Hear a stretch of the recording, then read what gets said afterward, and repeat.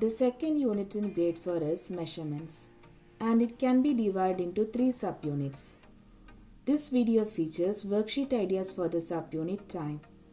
If you are interested in knowing more about Canadian school curriculum, please visit the channel homepage. You can also see worksheet ideas for other units too. In previous grades, kids have learned to read the time using analog clock. In order to refresh the previous knowledge, you can use the first two worksheets. Read each clock and write the time, and draw clock showing given time.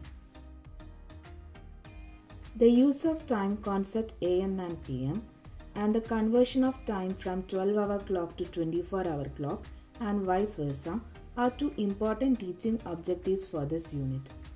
In order to cover those, you can use the following worksheets. Write down what time it is using AM or PM. Provide them with some activities they do during their day.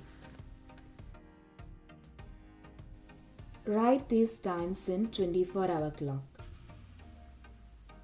Write these times in 12-hour clock. To cover the concept of calculation of elapsed time, you can use the following sheet. Write down the elapsed time between the given time interval. Clear understanding of the relationship between the units of time can be achieved by using the following sheets. Convert into minutes. Convert into seconds. Convert into hours and minutes. Convert into minutes and seconds. Convert days into weeks and days.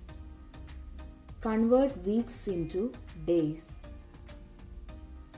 Calculate the number of years. Calculate the number of days between the given days.